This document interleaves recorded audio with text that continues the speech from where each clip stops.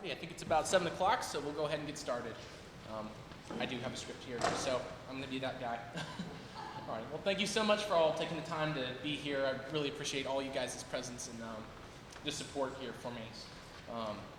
I hope this will be an enjoyable time for all of us, and we're going to do some things that are pretty traditional for a normal recital. At the beginning, we'll have just 2 sections of classical music, and then from there, we'll go a little more creative and janky for the normal performance. So before we begin, I wanted to thank a few people. First is my instructor. He's not going to be here today, but some of the people I'd like to thank are going to be on the internet. So first, I'd like to thank my current piano instructor, Dr. Dr. Salmon. He has helped me to navigate so much in the piano realm and to help me transition from a lot of classical learning into channeling that into my ability to be able to compose and to improvise, which is my true passion, which we're going to get to in the second half. And he has helped me to get beyond anywhere that I would be elsewhere with these teachers. And secondly, I want to thank my organ instructor who is here today, if I can find him. Yes, there. He has been helping me learn a new instrument that is actually quite old. It is the pipe organ for the past 2 semesters. And he's helped me to navigate all kinds of difficult technique, both mentally and finger-wise, and especially pedal-wise. As some of you know, I wear a size 16 shoe, so playing the pipe organ isn't exactly kosher, so to speak. So I wanted to thank him and his patience and forbearance with me in helping me to learn that new art. And also I wanted to thank my previous instructors who might be watching online, Dr. Kinderknecht and Dr. Cheek. Both of them were my previous piano instructors that helped me lead up to this moment. They have helped me in the transition from the classical learning into more improv creation learning, which Dr. Salmon has furthered. And I wanted to thank them and their patience with me and their joyful guidance in my life. And lastly, and probably mostly, I probably should have put this at the first, is both of my parents, Ruth and Todd Arensman. With my instructors, I get to see them once a week, twice, maybe, if it's a recital coming up like this one. But my mom and dad have been the ones to have walked every step of it with me and to see me when I'm struggling and see me when I've got difficult pieces and when the composition won't turn out right and I can't get the perfect recording that I want. They've been the ones to walk through me with all of that. So I wanted to thank them and their patience, their love, and their support of me in this. And they've always been intentional in reminding me of the fact that I've been given a gift, but at the same time that the giver already knows what I should do with it and to help me learn to trust him very well. So now we'll go ahead and dive into the program. So this is the point where I go a little scripty. So, as I said, I'm going to use a method that's a little different from normal performances. I'm first going to have a section where we're going to 2 sections of classical music. The first will be 2 pieces, the second will be 3 pieces, and I'll give a short introduction at the beginning of each one. And I'll perform those pretty traditionally. And after that, I'm going to have one of my own compositions on the piano. And then following that, I'm going to have a special time of audience participation and impromptu, which I'll tell you what that means later, and after that we'll close with a final composition. So for this next section, I will be playing 2 pieces from Bach and Kuhlau, and I'm going to play them as 2 separate works, but the thing I'm going to do different about this section is I'm going to combine the pieces within these sections into a single thought. I believe each piece tells a story of its own, and in the same way, each of these composers had an emotion or an idea or a story that they wanted to express. So what I'm going to try to do is I'm going to try to link 2 ideas together with this next section with Bach and Kuhlau. Bach is a widely known artist that needs little introduction to you guys, as he is one of the most recognized Baroque composers of his time. Johann Sebastian Bach was born in Einsach, Germany on March 31st, 1685, and died on July 28th, 1750 in Leipzig, Germany. He was orphaned at the age of 10 and grew up with his brother Christoph, Johann Christoph, after which he continued a lot of his musical education in Nuremberg. And he has been known to put out a lot of the things that we consider classic in the classical era, especially in the Baroque period, with this very light, snappy, precise style. And Bach was also one of the composers principally responsible for establishing the sound as the classic that we have today. After that, I'm going to be playing a selection from Friedrich Kuhlau. Now, I'm going to try to say this name with a straight tongue.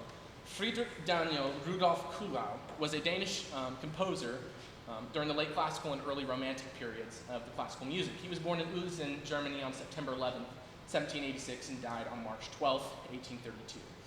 One thing he is known for is that at the age of 7, he slipped on ice and lost his right eye, and for the rest of his life, he composed many works with only one eye.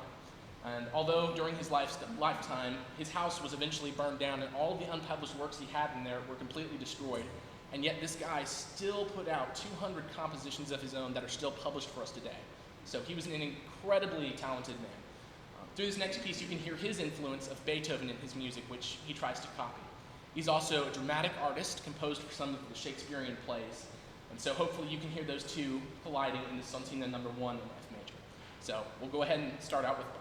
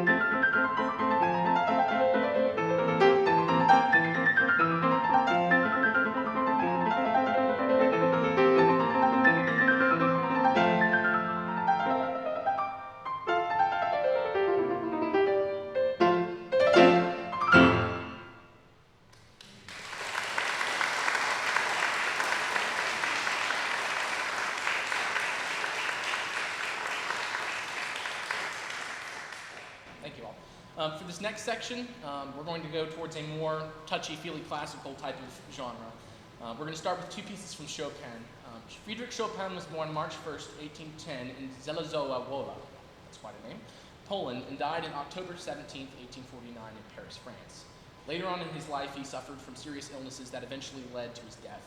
And during these times, many of the pieces he produces are some of the stereotypical classical dark pieces that are somewhat depressing in a melancholy tone. Chopin became a star symbol for the romantic area of classical music, writing pieces with great drama and feeling, and his combining music of nationalism became influential throughout and after the late Romantic period.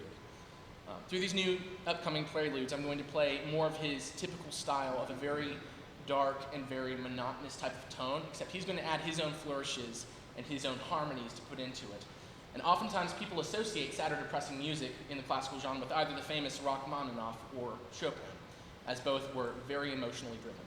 The second person I'll be playing with is Franz Liszt, was born on October 22nd, 1211 in Reading, Australia, and died on July 31st, 1886 in Bayreuth, Germany. People often associate Liszt with another romantic favorite, Claude Debussy, and because both of them had similar tastes, this is somewhat true. Now, a defining characteristic of Liszt is that he was well known for the fact that his hands were quite massive, measuring from 19.6 centimeters from palm to middle finger. And he is also known to combine a lot of difficult harmonies and a lot of technical complexity in many of his pieces. But unlike that in this piece, we're going to experience more of a romantic, classic type of style, which is more gentle and more peaceful. And I think it only appropriate to play two very emotionally gripping and somewhat depressing pieces from Chopin so that we can fully appreciate this well-titled piece called Consolation from Liszt.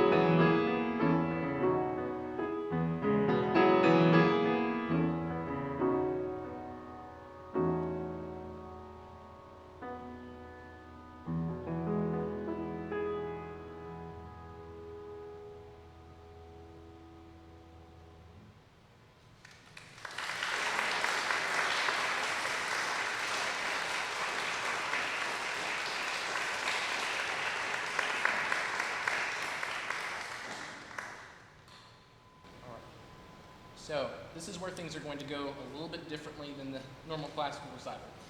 For this next piece, I'm going to play one of my own compositions, which isn't exactly inspired by a certain time in my life. Oftentimes I like to write music based off of a picture or following the story of a general object, not necessarily an object that does anything, but maybe an object that is acted on by outside forces. In this case, you probably see the reference to rose petals in the title, and that is because what I thought of when I composed this piece was the fact that you've got rose petals on the ground, on a path, next to a lake, whatever, and while they're laying there on the ground, they don't exactly do anything. But as winds come and storms come and it goes through these different seasons of life, it reminded me of how humanity often does the same thing.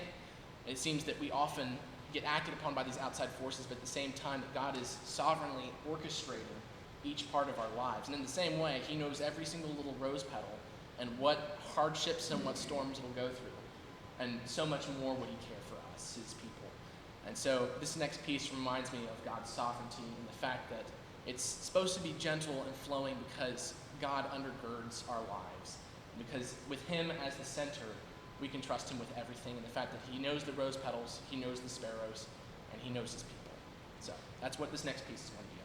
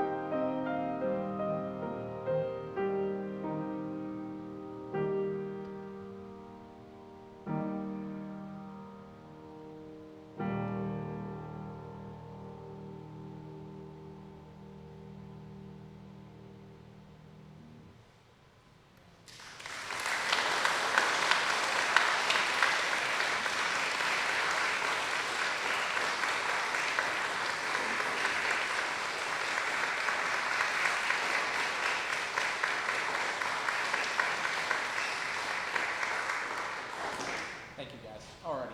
So for this next section, things are going to definitely go not recitalish. I probably sit down for this part. So for now, I'm going to ask a different volunteer in the crowd to help me out with this project, because I am basically going to ask each one of you to contribute to me some inspiration to write a piece for you on the spot. So let me think where to start here. There's several different ways we could do this. Okay, so let's start with something that I know as the personality test, which is basically I'm going to have one volunteer tell me different aspects of their personality, and based off of that, I'm going to build you a personality test on the piano. And don't worry, you don't have to stand for the entire thing, so you can go back wherever you are. So, may I have a volunteer? All righty, yeah. I like the outdoors.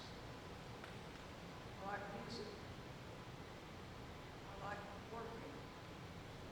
I read. I like games. Bicycle. That's a good one. Okay. So I'm going to reiterate that so everyone can hear online, anyways, because I have a mic. So basically, remind me of your name again. Carol? Bullard. Bullard. Okay, Carol Bullard. All right, Mrs. Bullard. So you like games, you like music, you like to work, you like reading. I'm going to go off of those four. So basically, let me think here.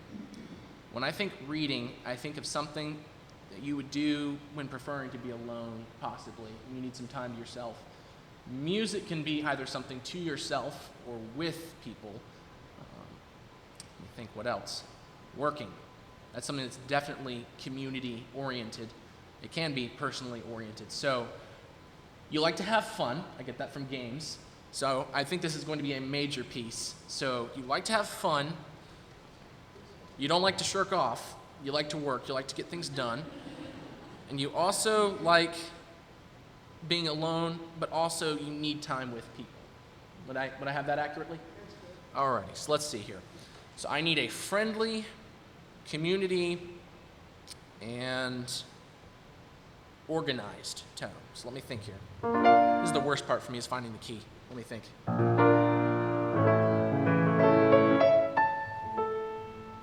I think that would work. Okay, so I think hardworking, I think organized.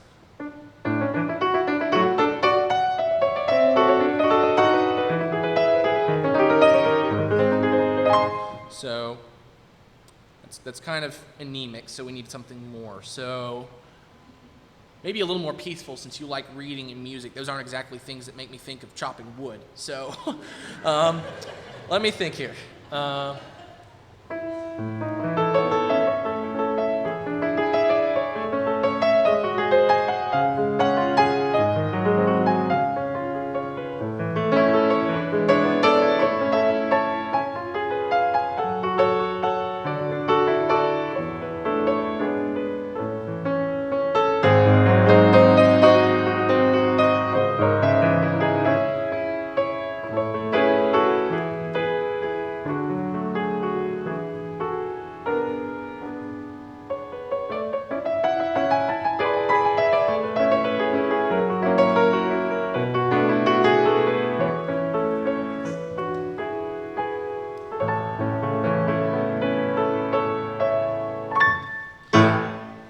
I think that'd work.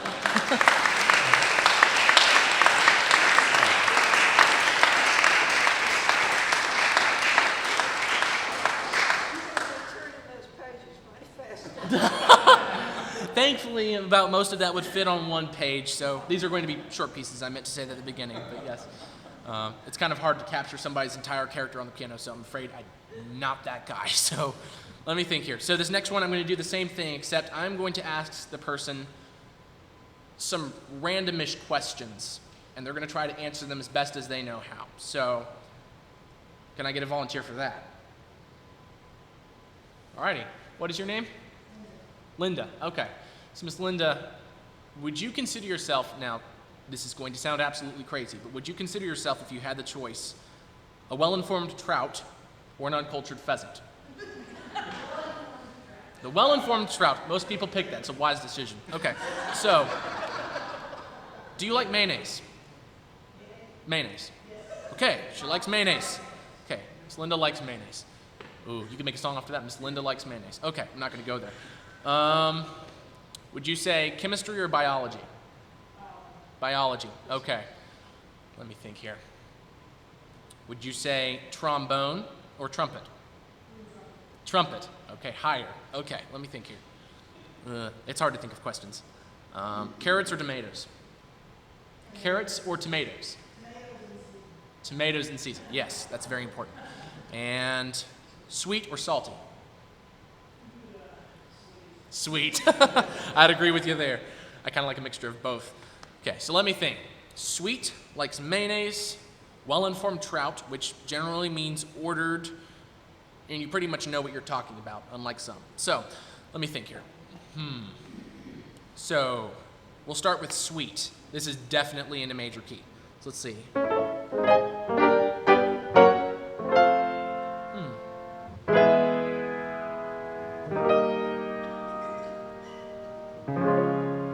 Okay, we'll start with that one.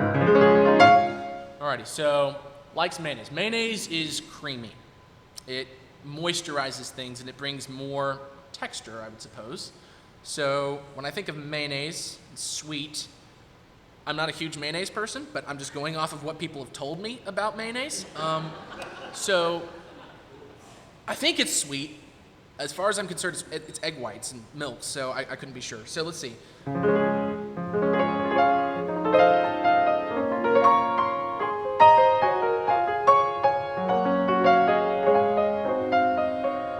Okay. Let me think here. You said you like tomatoes. I think it's a very summery thing to like. Carrots are more all around. So I'm assuming you're a summer person. Very much summer person. Okay, so let's see. Summer's fun. Summer's the time when you're supposed to take vacation. Let me think. Except for last year, of course. Let's see.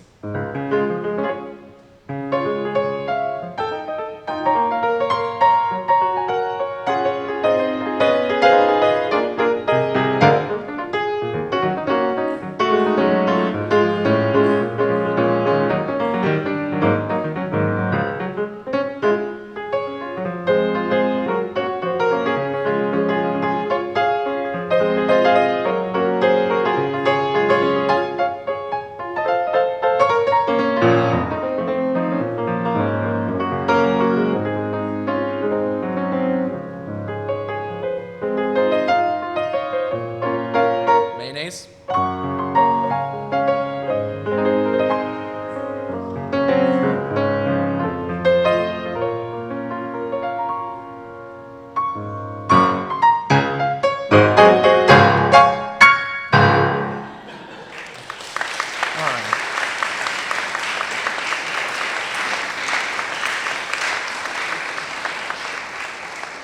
Alrighty, so I think we have time for one more. I can't be certain because I don't have a clock. So let me think here. For this next one, I'm going to say, hopefully everybody here knows what it means. What is your spirit animal? In other words, if you had to be an animal, which one would you be? So this is kind of like a personality test, but Harry Potter, pretty much. So let me think. Yes, that'll work. Okay, so can I have a volunteer for that one?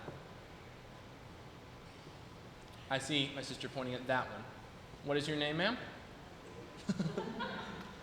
Jennifer. Okay, so unfortunately, I actually do know you. So, Miss Bailey, let me think here. Would you say C.S. Lewis or J.R. Tolkien?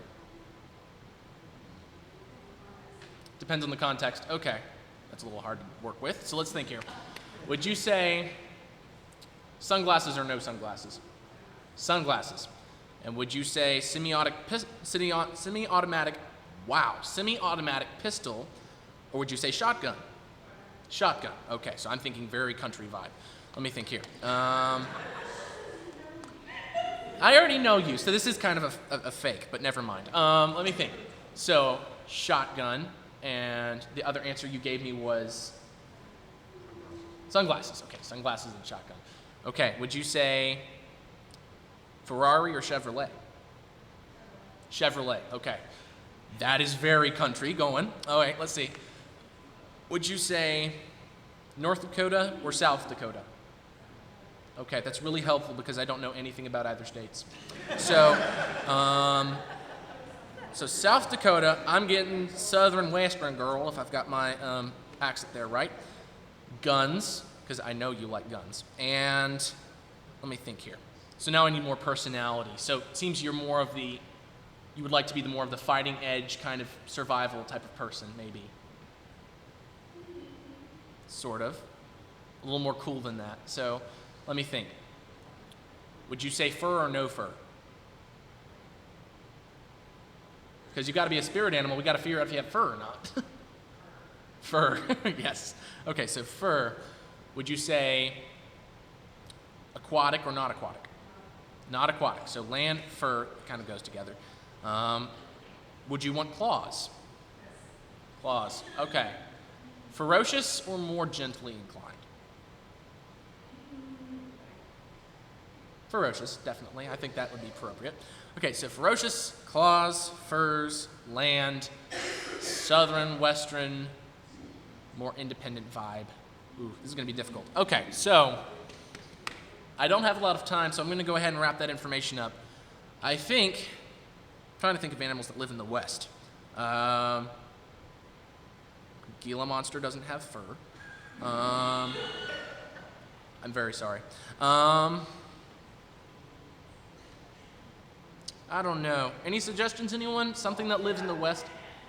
Bobcat. Okay, yes, that's something I can work with. Bobcat, that works. Okay. So let's see. Bobcat, I think independent. Very independent. So this might have to be minor. I think this will be minor. So let me see. No. No, that doesn't work. So let's see.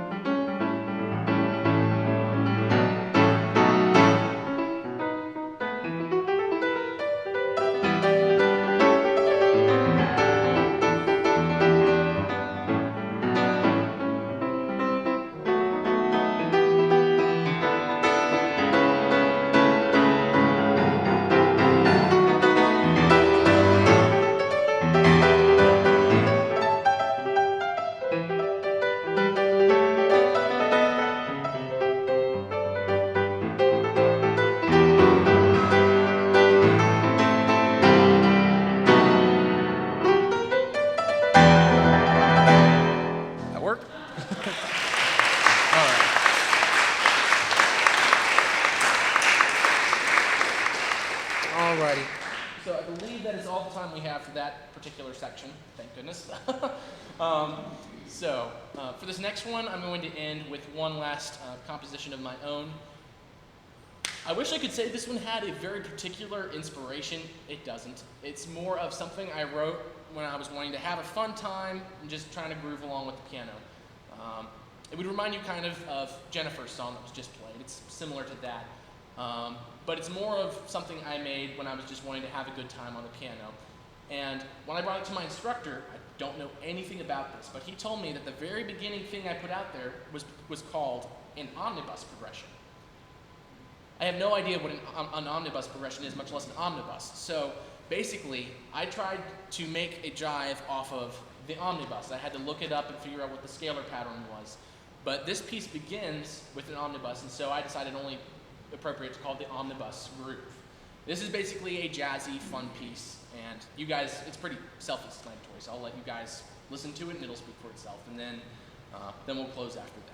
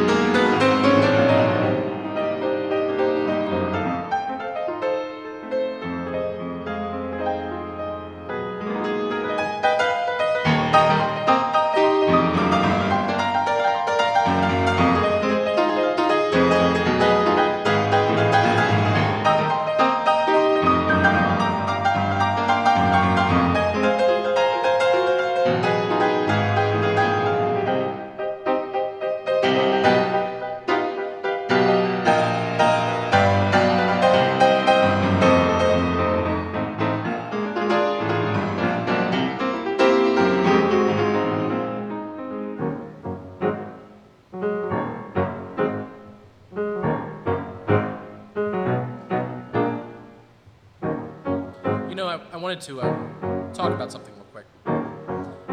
There is a common misconception about jazz pianists that is 50% true, 50% untrue.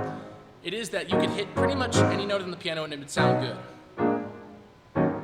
Now, while they're not wrong, there's a half of me that would say technically there are only certain keys that you can do it in. Like this one. This key uses all of the black notes on the piano, which means I could technically hit any black note that I wanted to, and it would sound pretty good. And I don't necessarily have to play anything. So for this next part, I'm going to demonstrate what happens when a 2-year-old gets a hold of the piano and decides to be a piano genius in this key. For instance.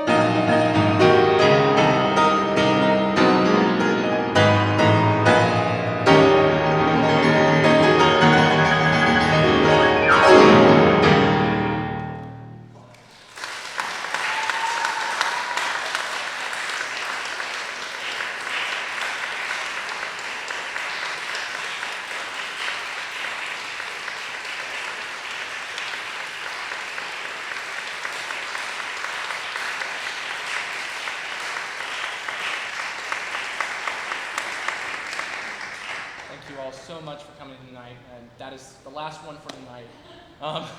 Thank goodness, because I can't feel my hands. But I wanted to thank all of you for... Over there, play those top 7 keys so that you've covered the whole piano. Oh, true. Top 7 keys, so I've covered the whole piano. 1, 2, 3, 4, 5, 6, 7. There we go.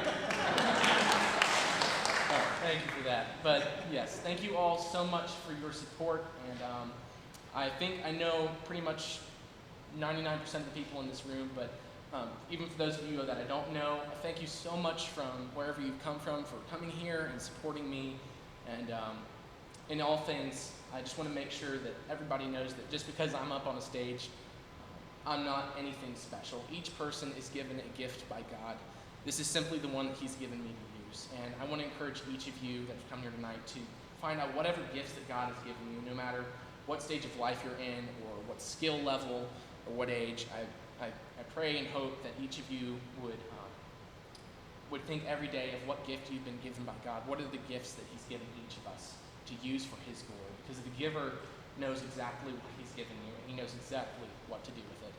I don't exactly know what I'm going to do with this, but He knows. And so I want to make sure that all of you are encouraged to think about that daily. And I want to thank all of you. So I want to go ahead and pray for us real quick. Before I end, there are refreshments outside where you all can gather when we're done, and we can all talk and have a good time after that. So let's pray. Father, I thank you for these people that have come, not just to support me, but hopefully to glorify you, Lord. I thank you for the fun time you've given us this evening, to really just have fun with music and enjoy it together, Lord. I thank you for the gifts that you've given each one of us that reflects your image in your creation, Lord. And I pray for everyone here that you would make them aware every day and make me aware every day of the gifts that each of us have uniquely ordained by you, and that we would use all of the things that you've given us to your glory. All of the talents would go to your name, Lord. And I pray that you would bless everyone in this room, pray for safe travels home, and I pray that you would give us all good night's rest. Again, thank you for these wonderful people and for the time you've given us tonight. In Jesus' name I pray. Amen. Thank you all so much.